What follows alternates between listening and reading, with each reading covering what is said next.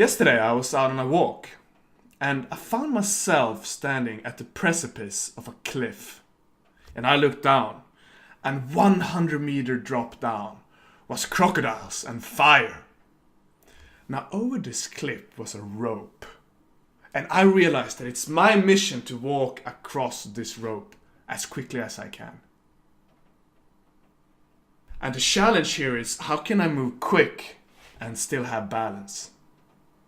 Today's episode is all about balance. How can someone balance mission, purpose, walking that rope with the balance of relationships? What happens if we move too quickly? What happens to our health if our relationships are not working? Check out this episode. And also, at one point during this conversation, me and Erik get into an argument. We could cut this away, but we choose not to, because we think being able and brave enough to take a conflict is an important part of Great.com. Enjoy.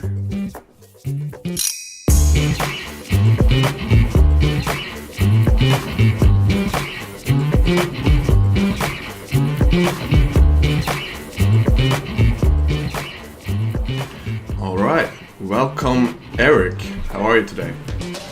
I'm good. I'm feeling calm and centered in an Eckhart Tolle kind of way. Ah, that's awesome. That's when life seems better than it is, right? Yeah, definitely. When you can sit on a bench and just feel the pigeons poop on your feet and still be happy. That's a good space to be in. Now, how are you, my friend? I'm coming back to life, man. I've been sick in many different kind of small ways, but it has added up to me being quite sick for about a month. And now I'm returning to life, so I'm kind of happy about that. So the pigeons can shit on your feet and you will still smile. They have stopped shitting on my feet, and that's fantastic. Now, if you're listening for this for the first time, me and Erik, we have known each other for a while now. And we have known each other from poker, from personal development, from this business in different kinds of ways. And we, as people, have this habit of when we get excited about something, we kind of get fully into it, absorbed by it, ridiculously focused on it, very excited. And I think that's a great quality. That puts a flavor on life that makes it worth living. And we have realized that it also has consequences. And that is when you get too excited about something, it's easy to neglect other things in life. So today we want to talk about relationships and how relationships get impacted when someone is too excited and focused on their careers.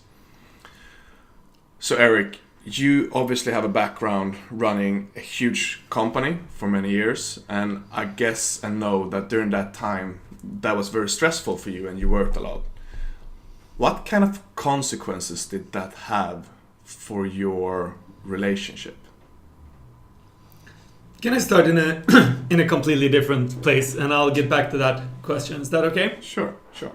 Okay, so the reason why we wanted to have this topic, or where I wanted to have this topic, was that we had a call on Monday, me, Emil, and some of the guys, and I joined that call feeling destroyed. Frederick checked in on 120,000%. He's feeling so good. Emil is feeling so good, and Spirit is feeling so good, and I come in and I feel like shit. So I'm the last one to start talking. And I'm feeling really guilty for feeling like shit when they are in this amazing place where they feel so good, but I'm just not. So I start checking in, and seconds in, I'm just quiet. And I realize that I start crying, and I'm just in a really shitty place. And I've been having very deep conversations with my fiance just before, and a couple of days before, and it turned out she was considering to break up with me. something we spoke about 2 years ago, but from me haven't been remotely on the table since then.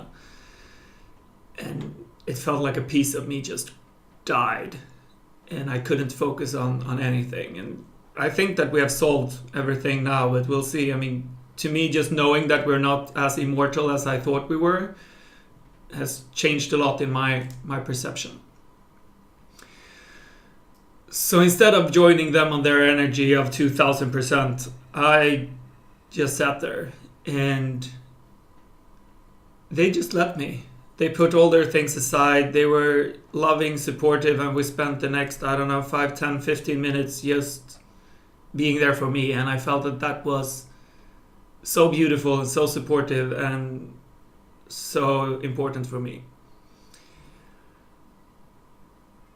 And it got me thinking about how work has impacted my relationships, but also then how relationships impact work, and how I've never been able to share that experience before. So as Emil said, I was a part of building a big company, Catena Media, and I worked really hard. And a lot of times my relationship with Johanna, was with the same woman then, was not good. But I just pushed that away. I just pretended that wasn't true. I never focused on it. And I was never able to be myself or to show my pain in the office because I was supposed to be a Superman. And it just feels so good to be in an environment now where I can. And that's why I wanted us to touch on this topic, to see how these ties together. How does relationships and business work together? How did you feel during this conversation, Emil? When I checked in like that, what was your spontaneous reaction to it? My reaction was that I'm very glad that someone can say that today I feel horrible. I'm on a very low percentage. And if because we had built a workshop around you, and I think if we would have forced you to partake in that workshop, I know we would have undermined your lust and your passion to do the work at all. I think it's very unhealthy to do something that should be exciting when you're feeling horrible. So I think we would have undermined work if you weren't able to say how shitty you felt. And I think that you would also undermine your relationships if you know that, okay, if you would have less support, because you were able to get support from us now. You were able to talk. You were able to get some insights that then would help you in your relationship. So I think maybe then and there we lost a little bit of distance, but I think over the long run, there's no doubt in my mind that it will make us move quicker, and it's much more healthy. Yeah, I completely agree. I think that's one of the most beautiful things in how things work out in Great right now is these. And which made me, I really felt happy about how that turned out, and interested in getting into this topic. Because I felt that, so going back to your original question, how it was to build a big company and how that affected my relationships. And as you touched upon, the first thing you did in the intro was that both you and I have the ability to get tunnel vision. We have our eyes on the prize and we keep going for it and we love it, but we kind of miss out everything going on the outside. And I definitely did this while building Catena. I focused only on the business side for things. That was my number 1, 2, and 3rd priority, was probably business. And then Johanna probably came 4th. So that was a lot of traveling, a lot of long nights, a lot of attention spent elsewhere. When I was with her, a lot of the time I was probably not very present. Even if we were supposed to spend the night out having dinner, my mind was with work. I was all over that. And I never even realized. And I think that a big part of why I almost lost my health in the way that I did during my business was that relationships didn't get enough space within that.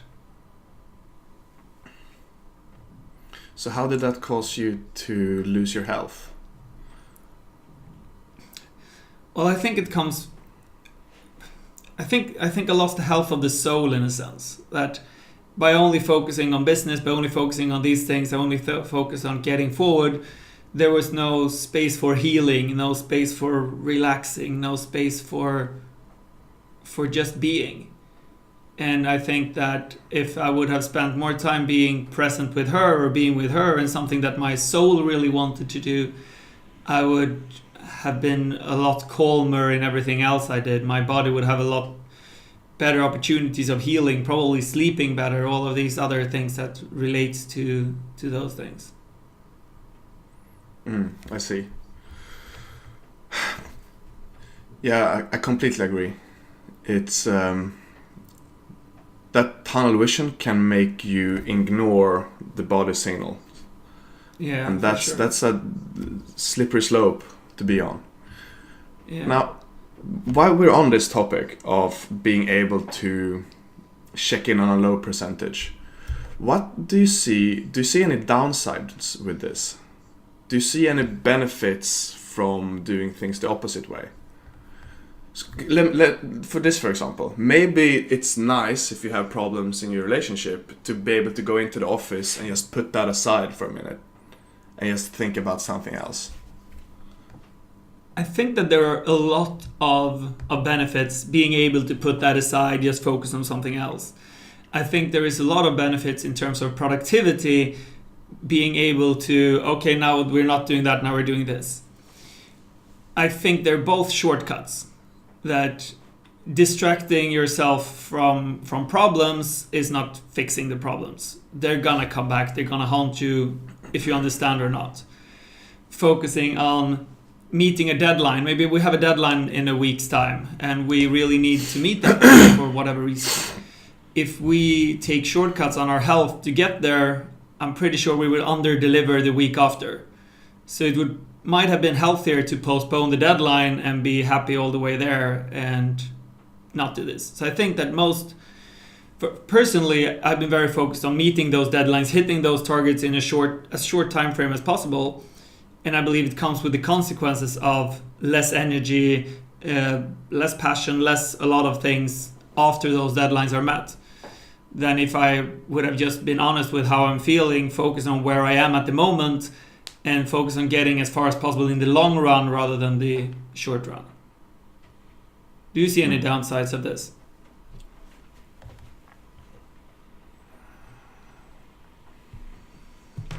What if you are more people in a group? Because this Monday we were 4 people. And then more often than not, if all members are in general feeling good, we will check in on a high percent. This have happened 2 times this year, I think. But what if you're a group of 20 people, 50 people? What do you think? What downsides do you see? Well, the easy answer would be that person can just sit out. But what if that person have responsibilities to a very large group? Yeah. So I think that the key here is that we wouldn't have a meeting like this with 50 people. We wouldn't be able to have a check-in process with 50 people or even with 20 people. And I would say that in a remote organization, it's possible to have a meeting with 50 people and everyone interacting because we can have cameras like this and this and that. But a regular company wouldn't have a meeting with 50 people. Then it's a presentation. It's one person talking or 2-3 person talking maybe and the rest listening. So then you don't necessarily need to interact. So let's say there were a 50-person meeting and there's just 1 or 2 or 3 that's supposed to be talking and one of those are feeling shitty. Then you end up in this situation, and sometimes if it's really, really important, it might be worth taking that bullet, go up there and do it anyway and be tired as a consequence of it.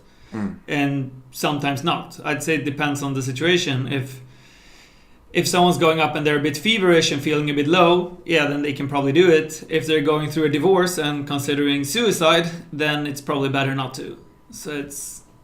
I think the key is to have all meetings where this could happen should probably not be more than 8 people, But I don't think that most companies have meetings with more than 8 people where everyone is talking either way. Yeah, that makes sense. It's going to be fun to talk about this when the organization is bigger and see what kind of problems we actually run into. And for now, let's focus back into the relationship aspect of all of this. So, what more consequences did you experience when you worked too much? How did that affect your relationship compared to now, when I guess you have more space and you focus more on developing your relationship and spending time with it? An important part of this was that I worked a lot in Katina, and Johanna worked in Katina as well. So we both worked a lot, and in some ways she was under more pressure than I was. So she was in charge of the everything relating to the office, and we were growing very rapidly. She was in charge of, we had a lot of company apartments because we had a lot of people coming in from abroad working with us. So she was in charge of all those apartments and making sure that everyone got to them from the airport and stuff like that. So there was a lot of things happening at night. Alarms going off, people coming to the airport, these kind of things. So she was more or less on call 24/7. Something could always happen, which meant that she was never fully relaxed. And this went on for, I don't know, 1-2 years. And I think that drained her a lot of energy. So when we did the IPO and we took Katina to the stock market, Johanna was the first one to quit after that. And she was completely drained of energy for like a year, which led to us actually separating because we couldn't figure out how to make things work. So how did you feel when you saw her having no life force in that situation? This is actually something that I didn't realize until later, which is something... So we've had a lot of very meaningful conversations in the last year. And some of them have been about her being burned out and not fully understanding it herself and not really wanted to show it. So when she was feeling very drained of energy and didn't feel that she wanted to do anything, a lot of the times she faked it rather than anything else because she didn't want to be that tired person. So she pushed herself out of bed even though she hated to. She didn't want to spend all day. She didn't let herself take the rest that her body was craving. And I didn't understand this. We didn't get to this. Did you do that? So did you allow yourself to be transparent and say, today I feel shitty, I feel awful? Or did you want to put up a facade as well at that point? I think a part of me probably wanted to put up a facade as well, but a part of me also had a lot of this energy or felt a bigger mission within this, where it was my purpose to get out of bed, my purpose to do these kind of things. So I pushed myself to do it, and I think that become one of the biggest problems in our relationship then. Because me doing it, Johanna don't wanting to do it or not having the energy, made me feel that she was supposed to do it. Part of me definitely felt that way, and she felt that she was supposed to do it because I'm up there, I'm doing this, I'm doing that. So we ended up comparing ourselves to that, and I think that became a big reason for her pushing herself harder than she should have done because of the way I pushed myself.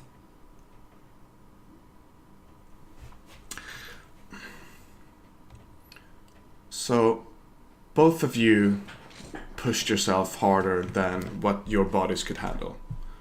Now, could it be a good thing when you're in your 20s to push yourself that hard to see where your limits are? To know for the rest of your life then, how hard can I work without breaking? Are you happy that it played out that way?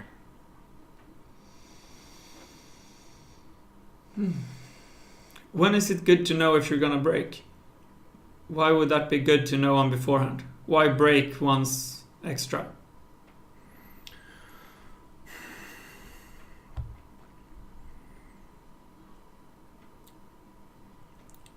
to me, an advantage with that is that then you know this is a healthy amount of workload that I can handle.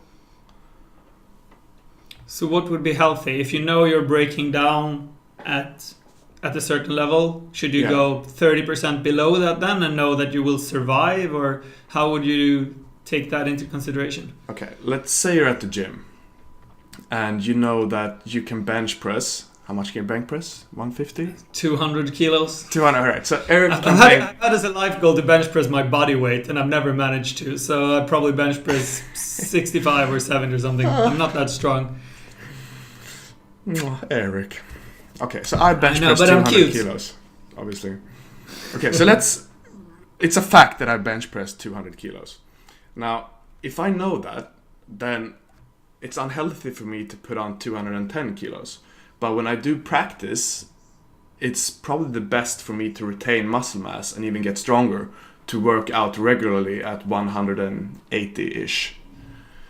But if I don't know that, if I assume that my limit is 100 kilos, then I go around and I don't push my body. Because I think a stressor is healthy to a certain degree, and then it becomes unhealthy when it's too much stress. Wouldn't you be able to figure out that 180 is probably a good level without ever crashing? Just feeling like, okay, I can do this. I don't need to figure out that I'll crash if I go over it. But then have you really lived? That's another question. Have you really risked of dying? I mean, maybe it's an adrenaline junkie thing. Personally, I don't believe that there is a good way of pushing yourself so hard just to figure out how hard you can go. Because the risk of that might be that you actually injured yourself permanently from doing so. So let's say you're on the bench press and you put on 250 because you don't know what your maximum is. And you realize that you can't hold that, you drop it and you break your ribs. Because you were just pushing yourself too hard. And your ribs won't heal for a long time and maybe never. And you end up in a really shitty situation just because of the chase of the adrenaline. But I don't know. Personally, I pushed myself because I felt that I wanted to get as far as possible in the shortest amount of time. B, I felt that it was cool to push myself and to kind of be a very hard worker. And C, I wanted to impress investors and people around me, which kind of ties into the other two. And none of those are very healthy arguments for pushing yourself too hard. It's another thing in the gym then, but this was where I was coming from. Yeah. Let's wrap up that a bit. Something I know that you are close to is mission versus relationships. Like, where you want to jump to that part? Yes. I know it's close to your heart. What's your take on this? Mission versus love. And please start by explaining mission in this context. Okay. So,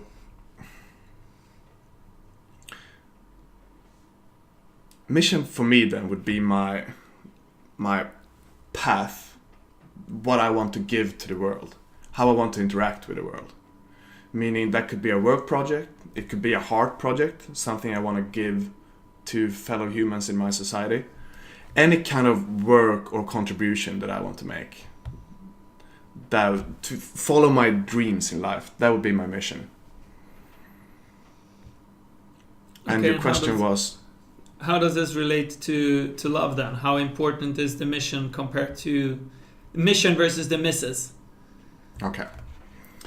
So, you said this was a question close to my heart.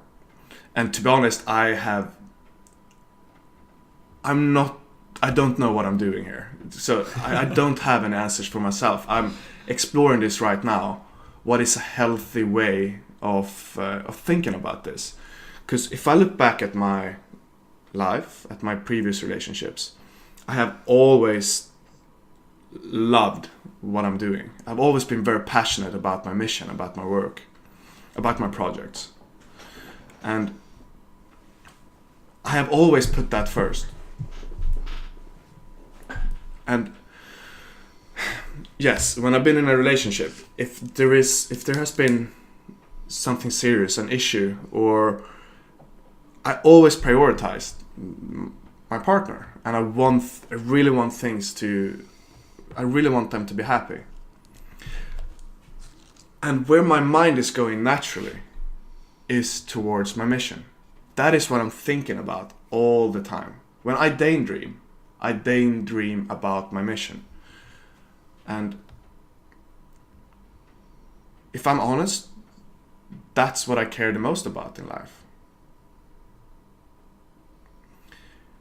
If I'm honest, I think that if I had to choose between mission and misses, I think if I had, let's take an extreme example.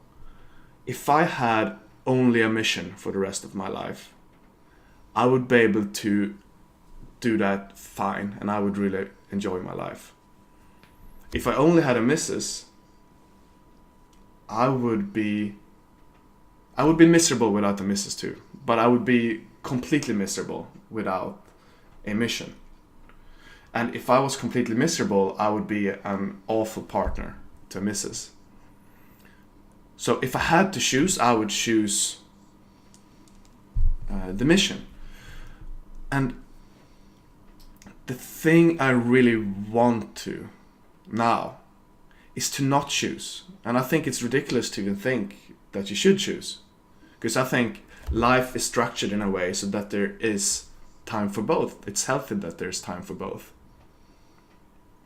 And it's challenging for me. Because my mind is going towards my mission all the time. So I have stuff to learn and figure out. So how has this impacted your relationships in the past? Well, I met my longest relationship. I was with this girl, Clara, for 6 years. And we met when I was 16. And when I was 16, I also met my mistress online poker. And she seduced me. That was my mission back then. My mission and my mistress. Because all I could think about was playing poker. I played poker all the time. 12 hours per day. Every day per week. And back then, we played online versus the US, which meant that I was playing at nights. So almost every night she went to bed before me, and then I went to bed a couple of hours later because she was working. And I think that's challenging, but I think I could have made that work if I thought of her as equally important.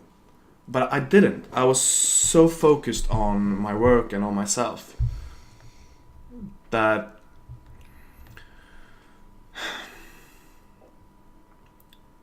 that focus caused me to become very selfish. And I didn't consider her best interests as much as I would have liked. And I feel quite a bit of shame about that right now. I apologize to her about that. So if you could relive this, do you think you would have done anything differently? Yes. I mean, I would have done 100 things differently. Because when we met, I was 16, 17. And we broke up when I was 23. And when we broke up and I was 23, I was a 17-year-old in a 23-year-old's body. I had learned nothing, almost. Except for playing poker during this year. Because I was so focused. So I would have liked to done a lot of things differently. And I think if I could choose one, I would have liked to teach 17-year-old me some kind of mindfulness teaching. The idea of being present. Because we were spending time together. But when we were, my mind was going towards poker all the time. And I had I had no tools to do anything about that. I never heard of mindfulness back then. I never heard the teaching of someone like Eckhart Tolle. So I couldn't stop my mind from just going to what I really liked all the time. And that was not healthy. Because I think it can be healthy that we don't spend as much time together. But when I'm there, I'm there. My phone is off. I'm with her. I'm listening to her. I can put thoughts in my mind aside and just be there with her. And I couldn't at all. So 17-year-old me was a lot like 17-year-old you. Yes. And if someone would have come and talked to me about mindfulness and being present with my girlfriend, I would have said, bullshit. So let's say you could talk to the 17-year-old you, but 17-year-old you doesn't know that you are you from the future.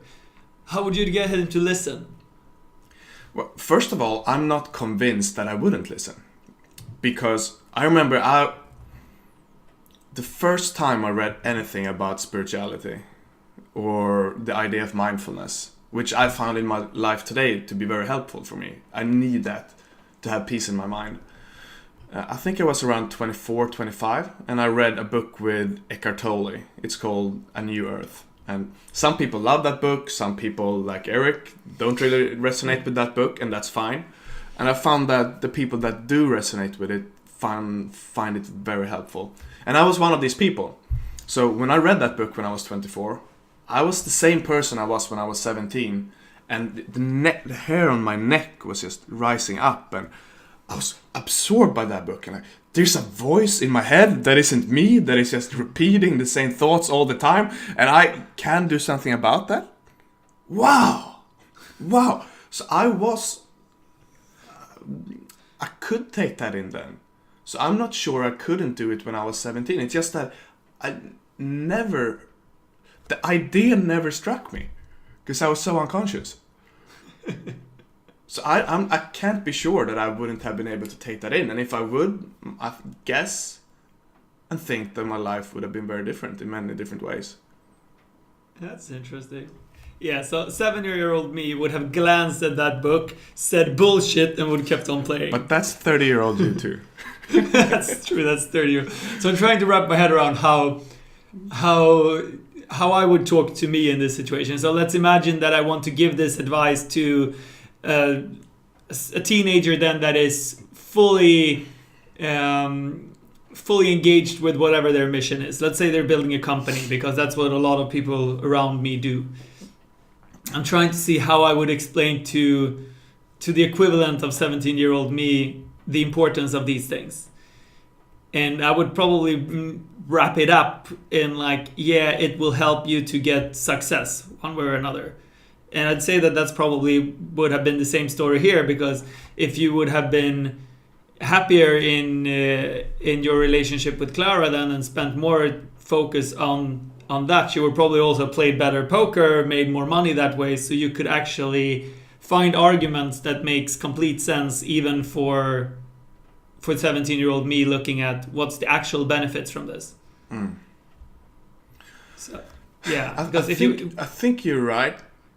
And I think if I could talk to my 70-year-old self, I'm not sure I would even give advice. I would spend 95% of my time with him to explain the consequences of what he's currently doing. Because he couldn't see those consequences. What were the consequences? So, mistakes, looking back at it in hindsight, that I did was moving too fast, not being healthy, not being present, not taking my partner's best interest as my best interest, not playing Omaha. You need to be a poker player to understand that one. That yeah, I get it. Not buying bitcoins. Nah. That one most people can get. No, but I would explain the consequences of the way I was currently living. Because my personality wanted to get better. That was very natural for me.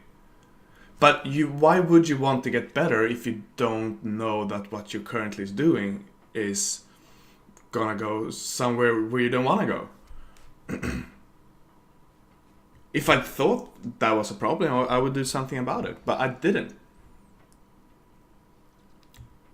I thought what I was doing was smart back then. Yeah. So did you think a couple of years ahead, or did you just think about tomorrow? No, I thought many years ahead, and I think that what's made me successful in poker. I thought, what can I do today that will make me as good of a poker player as possible when I'm 25? I remember I had that thought intensely when I was 17. What can I do now that will make me as good as possible when I'm 25? And that meant doing a lot more studying than playing.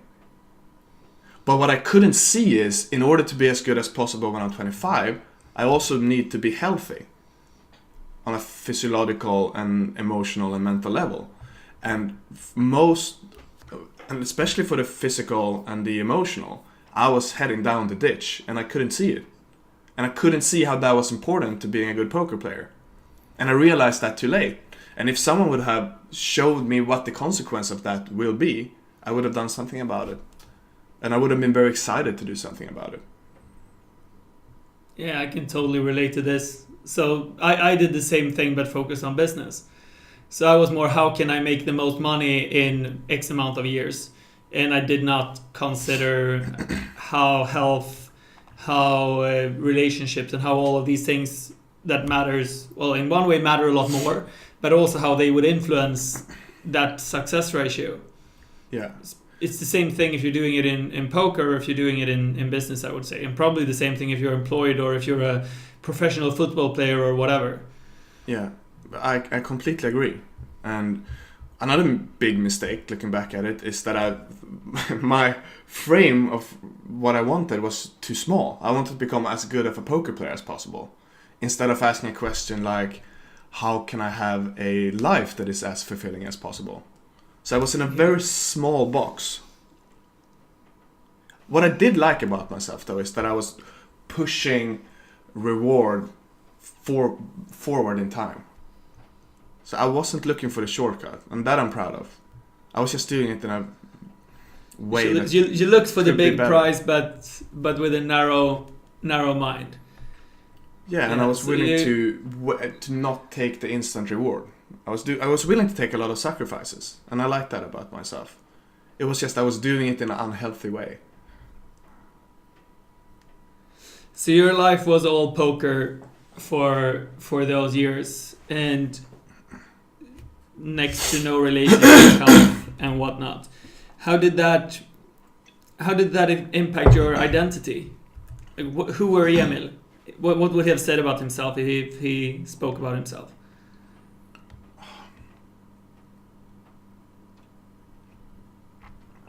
That's a very good question, and I have a memory that comes to me, and that is me and my girlfriend Clara. We broke up when I was 23, and I was devastated, heartbroken. That was the most depressed. No, about 1 year later, I became the most depressed I've been in my life, and that is because she is what kept me sane. Because if she wasn't there, I would play all the time. And when she wasn't there, I did play all the time. So, before when I was with her, probably 75% of my focus went into poker. And the rest 25 was distributed among her, family, and other things, having fun. And when she went out of the picture, and I was feeling so emotionally broken that I didn't even want to have fun, and I had no tools to cope with this, I ended up playing poker 99% of my time. I remember I had 3 months period where I didn't leave the home. I played and slept for 3 months. It was a serious lockdown. How well did you eat at this time? Not good. I was unconscious about food. Probably not terrible, but definitely not good. And I wasn't working out enough. So my point of this story is that during these 3 months, I went into a downswing in poker. That was partly because I was playing bad, but also downswings happens in poker. What does a downswing mean? Okay, cool. A downswing is when you lose for an extended period of time. And that can happen in poker just because there's a lot of luck involved and randomness involved in this game. So basically you're unlucky for a long time. Yes, so for a professional poker player, you can go for 3 months and win a lot more than you should be, and then for 3 months and lose a lot more than you should be. And I was in one of these downswings where I was losing more than I should be, just because of the variance. So now I'm focusing 99% of my energy into something. And that is going so shitty. I'm losing money. I'm losing a lot of money. So what do you think my perception of life is at that point? Well, if 99% of your time goes into something and that's going really horribly, then I'd say life is a horrible place. Yes. Yes. There's no... Because when you're winning, you get serotonin, right? That makes you feel good and less depressed. And if you're not winning at anything, if everything you focus on goes bad, then you just get very depressed. You have no serotonin. So, if I had a healthy relationship at that point, and not a healthy relationship, but a healthy life, where I had focus on poker, yes, but also on my health, on my family, on my relationships, on having fun, having hobbies, other things, then if poker goes bad, then you have these other pillars of your life to lean on.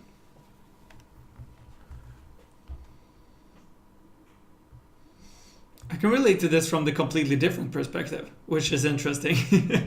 So, when the year before, the 2 years before Katina went to the stock exchange, in 2014 and 15, business went tremendously well. I was so deep into business, and I was on a constant good run then, so to speak poker terms. Everything was going a lot better than it should be. We did the correct decisions, we did this and that things, we worked well, but we also got insanely lucky with every deal that we did went well. Everything that could go well went well for like 2 years. And I probably didn't have the health, the relationship I wanted, all of these other things, but I was totally overworked. But at the same time, I identified myself so much with business and so many things, so I was in a sense high of life because of that.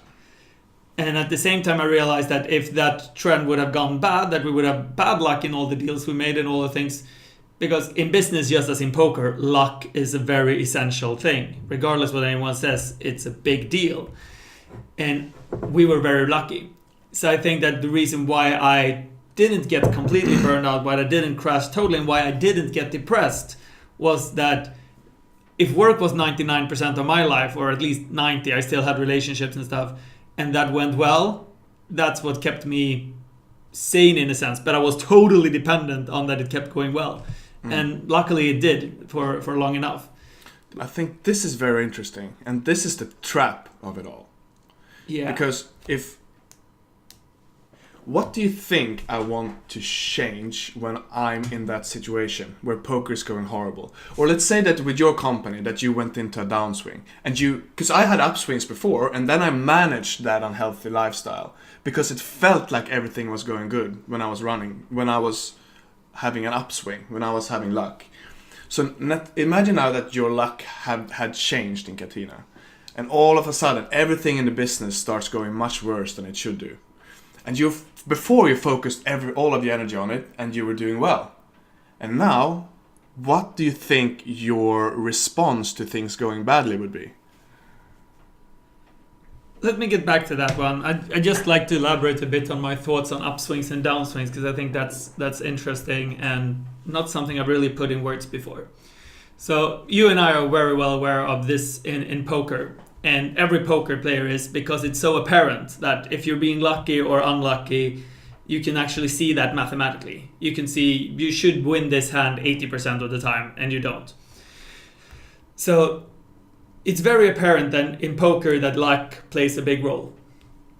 And I think that it's less apparent in business, that you make this and that decision, and luck is actually going to play a big role in that. And there is some famous quote from someone saying that it's not important to be lucky, but it's important not to be unlucky. And I think that says a lot about how it is in business, because a client can be run over by a car or whatever happens, which might take 20% of your business away like this if you're unlucky, or if he's unlucky, even worse. So when I'm talking about a good swing in business, I think that we were just very lucky. All of these deals went better than calculated. So let's say we bought a company and we calculated that they should be making between 20,000 and 100,000 a month for this to be a good deal. And they actually made 120,000, which was over our estimates and was more luck than anything else. And we did that 5 times in a row. So it gave us such a momentum from luck. We still did a lot of good decisions. We took the right risks. We did all of these things, but we came out mathematically ahead of where we should be all the time. And that wasn't skill, that was luck. And I think this is something that happens a lot in business, and it can go both ways. Basically I want to highlight this because I think a lot of people identify me with more skill than I deserve. A lot of this was luck. And I think that also means that people comparing themselves to the Catena success story might do exactly the same calls, but might end up way, way less successful and could blame themselves for that or work harder and push themselves harder. But the thing they were missing is actually luck. Does this make sense the way I put it like this? Yes, it does. Can I share something first? Sure. I was going for a point that I thought was interesting. And when you jumped in without asking for permission, can I change the topic here? I felt left behind and a bit hijacked. And I couldn't focus on you, which I want to do, because I still had my story in mind. And I felt left behind. This is interesting. Because what happened was you gave me the word. So this is what's been happening when I've been doing podcasts. So yes. Probably what happened now was you wanted to create mystery and you wanted me to send the ball back to you. I think so, yes. Yes. And I didn't get that. So instead I got the word, I'll go. So this is the situation I've been ending up in quite a few times. And it's tricky. Yes. So do you think I should have interrupted you? It's like, can I go? I said, can I finish? I would have liked to be quicker and say, I just want to end my story. Could you hold that point? Exactly. Yeah. I think that's the way it needs to be, because especially when you're sending the ball to me, you're giving me the word. It's like, it's impossible for me to know that your story isn't over in that sense, especially if you're asking me a question. So this is, I love these things. Great that you pick it up. So, because I also had a point. I was on a point with this. Yeah. Okay, go. Give me your point, if you remember it. Okay, let me think. Because you asked me the question. Yeah, I know what it was. I said, this is the interesting and tricky part of this. Because from my perception, when I focus 100% of my energy into something, and then that is going bad, from my perception, the reason I'm feeling horrible is because poker is going bad. And then the natural solution for me, someone being very oriented in fixing things, is can I put even more effort into poker so that it starts going well again? So I think that's the reason I reached up to 100% focus on this. It's because my solution to the problem was to put more effort into it. When in hindsight, a solution would have been to put less effort into it. And I couldn't see that correlation. Could this also be then that you're so black and white in this? So your solution is either do more poker or do no poker at all? Yes, and no poker at all wasn't an option. So I know back then that I played so much that I had to take a break because I physically couldn't play anymore. So I sort of got mini burnt out on purpose to stop. Yeah, so that's what I'm saying then. There was never an option to take it down 20%. It was either 100% up or 100% down. Yeah, because the solution in my world appeared to be take the percentage up instead. Yeah.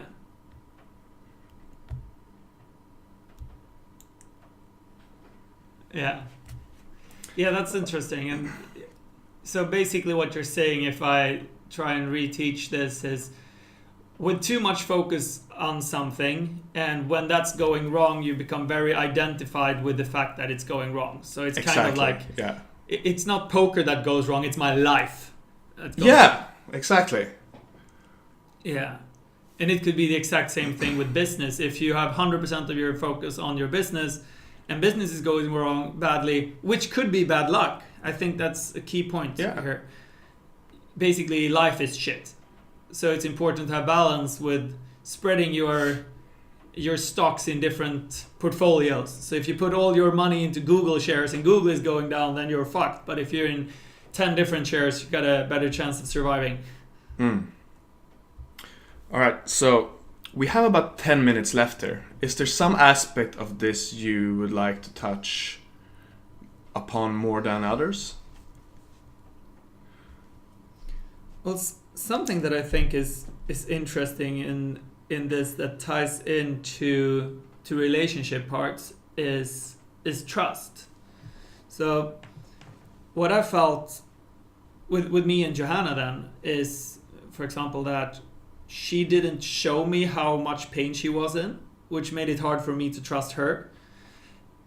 I'm not sure if business would have gone bad, I might not have shared those results with her because I might have been ashamed or these things. And I think that's very common with entrepreneurs then, that if the results are going bad and they identify so much with that it's going good or that they are their business, that they keep those things secret. And I can definitely imagine that goes for poker as well, that when that's going bad, we don't necessarily want to talk about it. So I'm thinking about how both as an entrepreneur and as a poker player, which in a sense is an entrepreneur, how that impacts the trust in the relationship. What do you think about this? Could you rephrase that question in a different way? Okay, so if you're an employee, you make 3,000 euros a month every month. You're never in a financial risk in a sense. You will know how much money you will make tomorrow and the next year. So your partner don't have to worry about your financial situation. Which if you have kids and these kind of things, is a big deal, or a house together and loans together. But if you're an entrepreneur or a poker player, and we'll put poker player in the entrepreneur category right now because it's basically the same thing, then you never know what paycheck is coming next month. So if you're actually underperforming or being unlucky for that matter, you might put the entire family's finances at risk. So the question then is, how does this trust situation have an impact on the relationship? Would you have shared your results in a situation like that? If you're doing badly, do you think it's common that people wouldn't?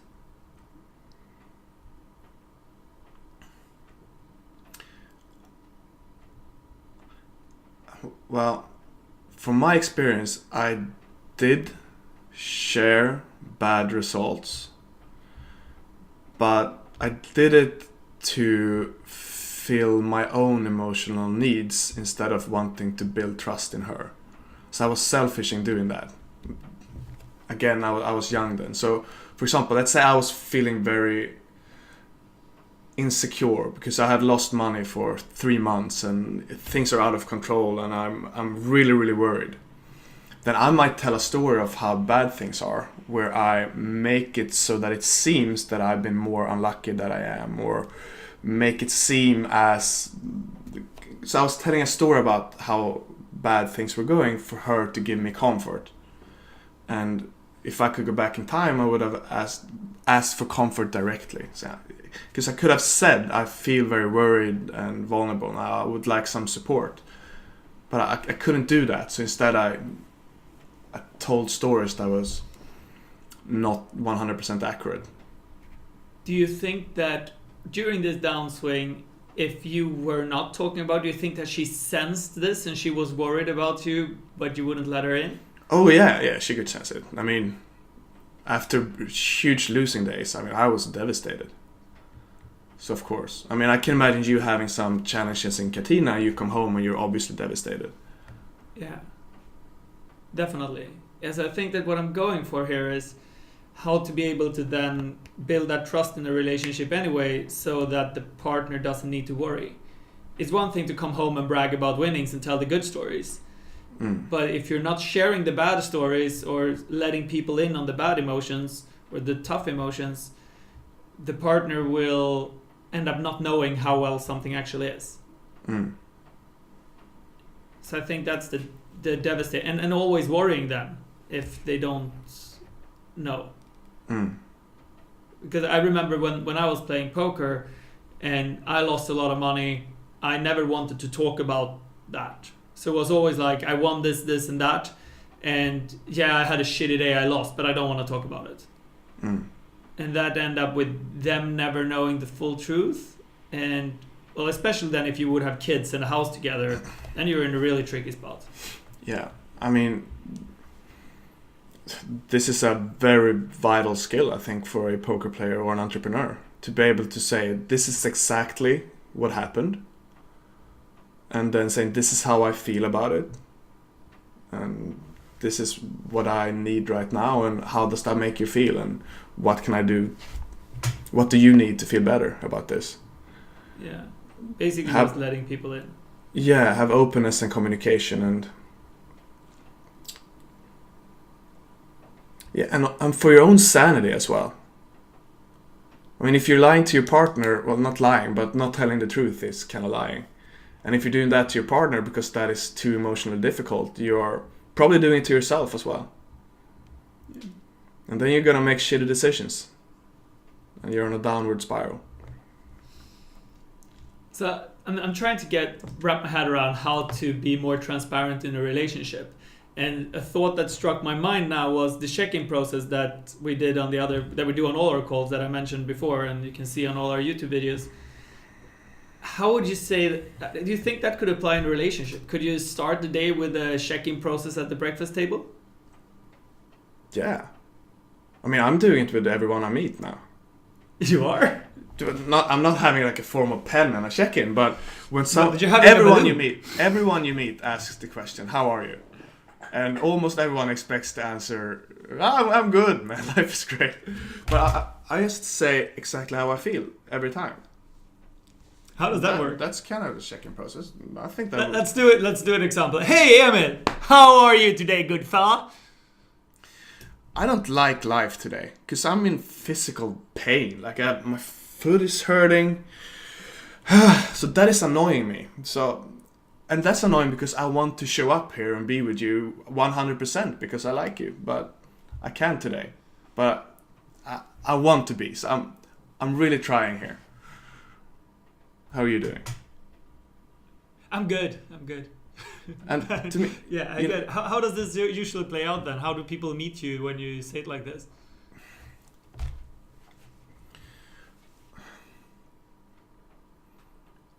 I feel like we're getting real, you know, and to me that's not the same thing as complaining. Because I share my intention with why I'm doing it. Because I want to be there with you, but I want you to know what I'm going through, so we can actually connect here. So taking this back a little bit to what you shared on the poker stories. So when you told the story to get empathy, then it's complaining. That's probably whining. Your intention is to get her attention. Yeah, it's passive aggression, it's a passive aggressive request for emotional support. If I instead said, if I just tell a story about that I'm being unlucky or that I lost a lot, that's kind of complaining. But if I say, when I lost a lot, I feel a lot of anxiety and I'm worried. So if you would be willing to, would you be able to comfort me in this and this way? Or this is what I need from you right now. That's letting someone else know how they can be with me so that this moment gets enriched for both of us. That's more like an invite. Yeah. So it's basically stealing someone. If you share a story, if you're whining, then you're just telling a story with a complaining energy. You're basically stealing someone's empathy. But if you're just telling it as it is and openly saying, I would really need a hug right now or something like that, it's more asking for empathy. Yeah, exactly. I think that's correct. You're showing someone how they can be an important part of your life for you. And you're sharing how you feel, and you're sharing what you need right now. So then what you shared feels a purpose. And I think that is what the check-in process is all about. So you can sense what other people need. Yeah, and you also give them an opportunity to meet you. Exactly, yeah. Breakfast check-in process. I like that. Or just checking in one way or another with everyone. Yeah, I mean, the question, how do you do, is... And I'm not always going to be in pain. Like, you know... And I would share something like that if it's really bothering me. But usually I feel a mixture of feelings. Yeah, this sucks. Not even sucks, but this is causing me this kind of pain. But I'm excited about this, and this is why I'm feeling good. And I think it's a good conversation starter. So I ask Emil how you are, and then I get a 10-minute answer about every little detail. Well, my left toe is in a bit of a pain, but my right toe is feeling really good today. Well, the question, how are you doing, is becoming an important question for me. So when I come home to someone, the first thing someone says when you open the door is, how are you? Yeah. That's the first thing. And I just say, can I answer that question when I have come in? And they say, sure. And then when I'm in and I'm like sitting down or we can actually talk, then I'm answering that question because I think it's important. Oh, I like that. Can we put a little pin in that question? I'll get back to that in 5 minutes. Can I just take my clothes off before I answer? Because otherwise, if you're in the middle of something, it's just expected. It's, I'm good. I got a completely different picture when you said, can I just take my clothes off before I ask that question? I'm sorry, dear mate, but I like to be naked before I tell you who I am. All right, Eric, we are running towards the end on this. Do you have any final words? Yeah, well, I'm going to hold up a mirror and I'm going to say tillbaka kaka, and I'm going to ask you if you have any final words. Okay, cool. So, we talked a lot about our problems and mistakes when we look back at how we've been handling relationships. I think one of my biggest mistakes is that I haven't looked at my partner and really wanting what is best for her equally to what is best for me. I haven't managed to do that before. I'm still not managing it because I'm too selfish to do that. And that is something I want to learn. Moving forward. And the breakfast check-in with your partner. All right. Do you have some final words? And then we call this a day. Yeah, I think you're onto something there. By just sharing how you actually are, you're also inviting others to share how they actually are. And I think tying into what yourself about being selfish or not, that ties in a lot to understanding someone else. It's very easy to be selfish if you don't understand anyone else but yourself. I think it's very hard to be selfish if you're understanding everyone else. That is true. So a behavioral pattern that I've seen in myself is that I don't want to know how someone else is, because then I have to adjust. And if I don't know how someone else is, I can just go on with my day. So I think you're forcing yourself to not be selfish by actually opening up the conversation. Yeah, I think you're right. And this check-in process is a good thing. All right, you listening to this, if you like this, if you didn't like this, if you would like us to talk more about this topic, or maybe some completely other topic at all, if you have any question, anything, send us an email to podcast@great.com. Thank you for listening. Cheerio.